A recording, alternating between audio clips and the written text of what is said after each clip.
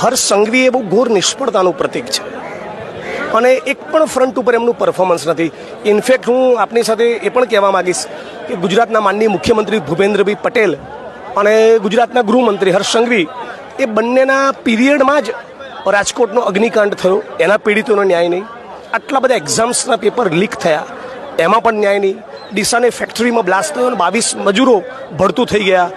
મોરબીનો કાંડ થયો, તક્ષશિલા કાંડ થયો. આ બધા જ કાંડમાં હર્ષ સંઘવીનું ગૃહમંત્રી તરીકે કે માનનીય ભૂપેન્દ્રભાઈનું સીએમ તરીકે શું પરફોર્મન્સ છે?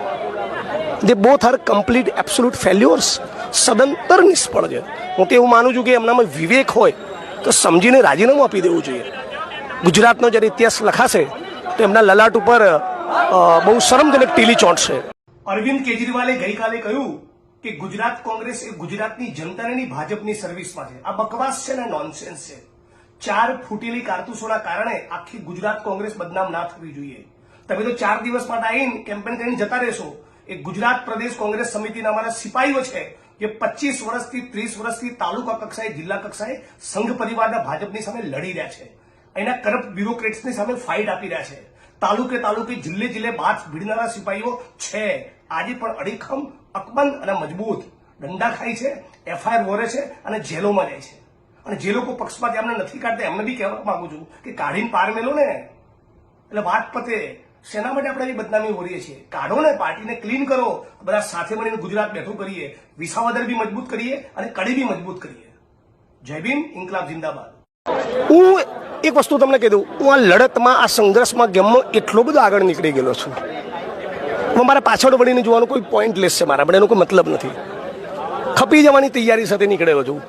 આરએસએસ, ભારતીય જનતા પાર્ટી, એમના સમર્થકોએ ઉખાડી લે, એમણે જે કરવું એ કરે.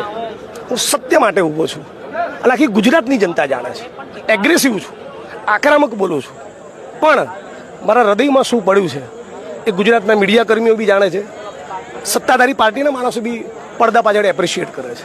એટલે આ જે લડત છે એ લડતમાંથી હું નીકળેલો માણસ છું અને આ લડતમાં મને એક પ્રકારનું સુકૂન બી મળે છે.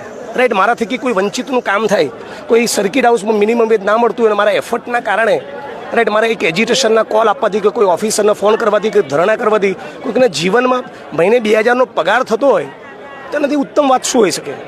તો આ મને વસ્તુ ડ્રાઈવ કરતી હોય છે. એટલે ઠીક છે, ડરવાનું તો શું હોય યાર.